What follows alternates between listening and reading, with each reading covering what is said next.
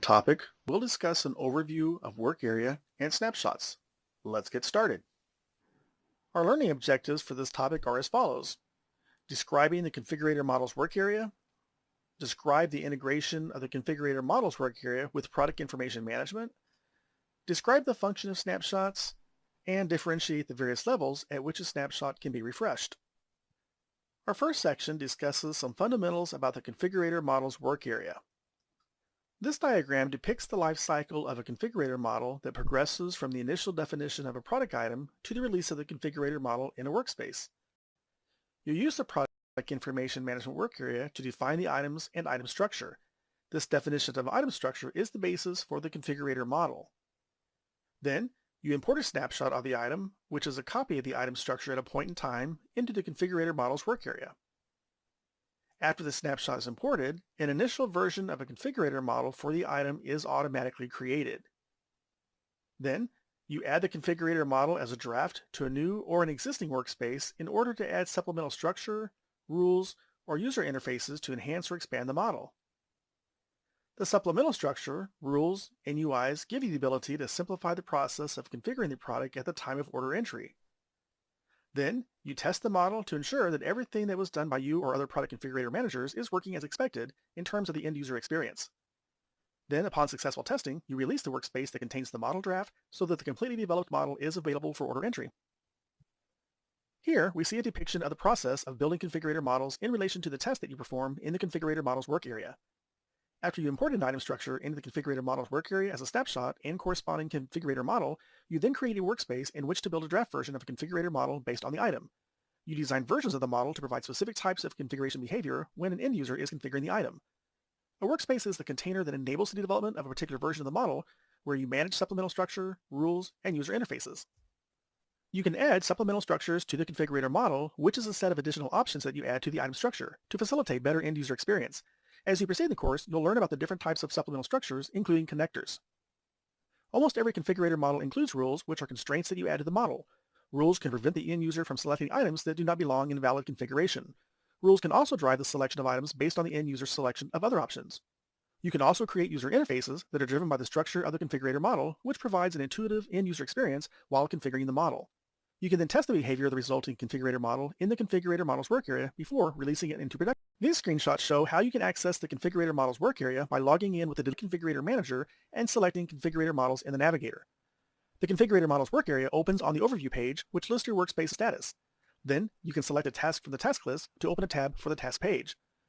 The Manage Workspace function enables you to create new workspaces or search for existing ones. Snapshots page, you can import item structures into the configurator model's work area. Enables you to search for a specific model and open any of its released versions or drafts from any of the workspaces that contain that model. Now, an item structure in the product information management work area is a prerequisite to building or developing a configurator model in the configurator model's work area. This page shows the tasks that are the building blocks that lead up to an item structure. Some tasks are optional. For example, by your items, you would not need item classes, but that's probably going to be the case very rarely. After the items are created, item structures can be created, and item structures as its components. An option class can have an item structure that contains standard items, other option classes, or model items, which are called reference models in a This slide shows a car as an example of a model item that illustrates the elements of an item structure. When a car is bought, customers can choose the options they sample. Customers can pick interior features, mechanical options, or exterior options. Some car models provide mechanical options for the type of engine or the transmission. Customers might also need to be able to select the exterior options such as color or style of wheels. All these options are organized in the structure of the item called four-door sedan in the product information. This item has a structure item type of model. The four-door sedan model item has a structure that includes option class items for interior options, mechanical options, and exterior options. The class has its own item structure. As an example, interior options contain option class items for seats, seat trim, interior colors, and other types of items. In this slide, we see an example of item structure options. If you look further at the seat trim option, it is an option class item with several possible items to select: cloth or sport. An option class is a kind of container that holds together similar items from which the end user can make a selection. This example will give you an idea of how an item structure can be organized. In this particular example of the car, seat trim is an option class, which in turn is part of the item structure of the car model item. Our next section is snapshot in the configurator model's work area. Snapshots are read-only copies of product entities. Only a single copy of a product master. Duplicate copies of the item are not allowed in the configurator model's work area. configurator models can use snapshots that are part of the item structure in the product information management work area. When there is a change to the PIM item, the product configurator manager, or PCM for short, must explicitly refresh the snapshot to bring the configurator model's work area. Refresh snapshot changes are not released directly to production. The PCM must add the modified snapshots to a workspace to ensure that the changes are tested and considered in all rules before with constituents for product use.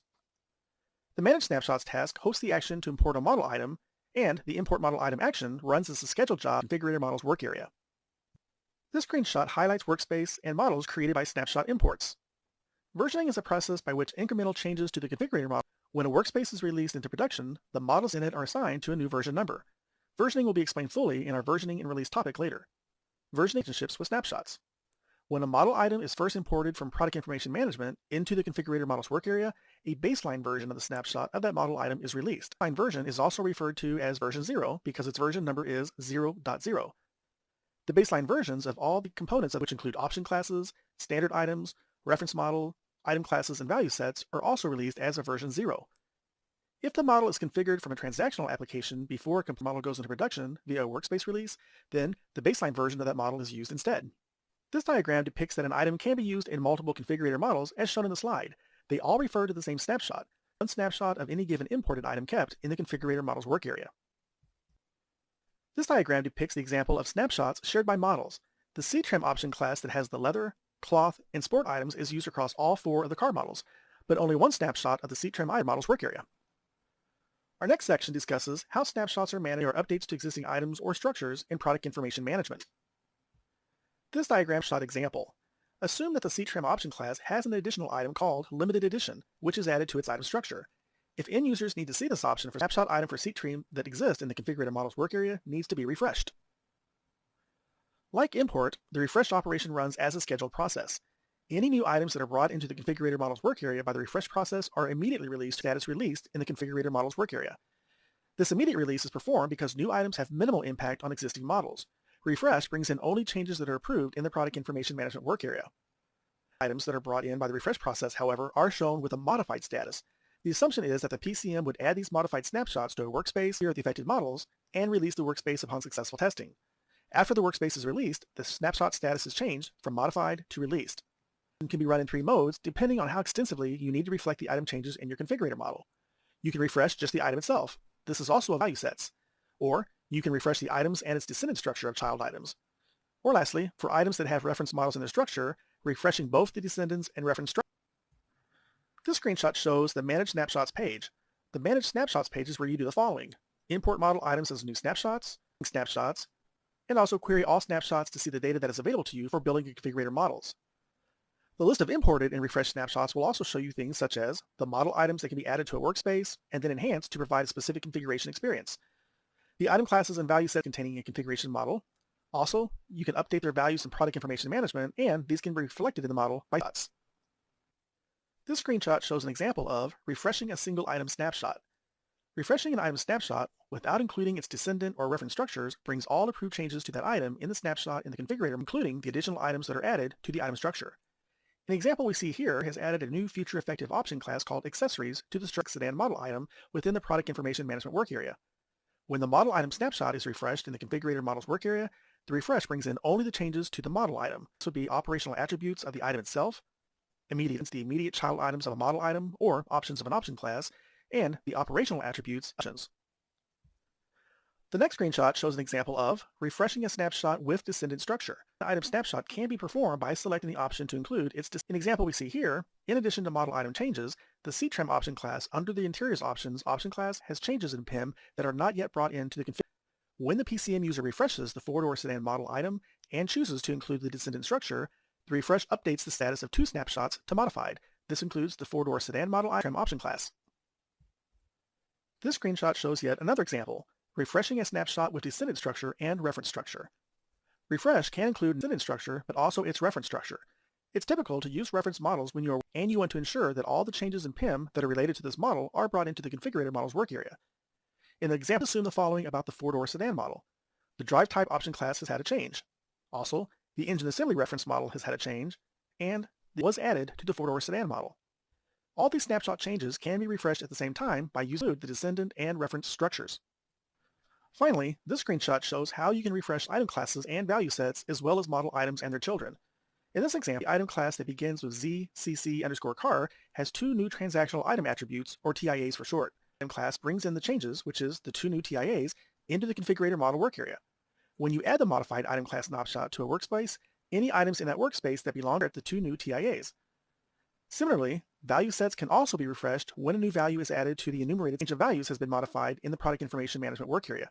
The idea of these types of refreshes is to be able to refresh at a granular level.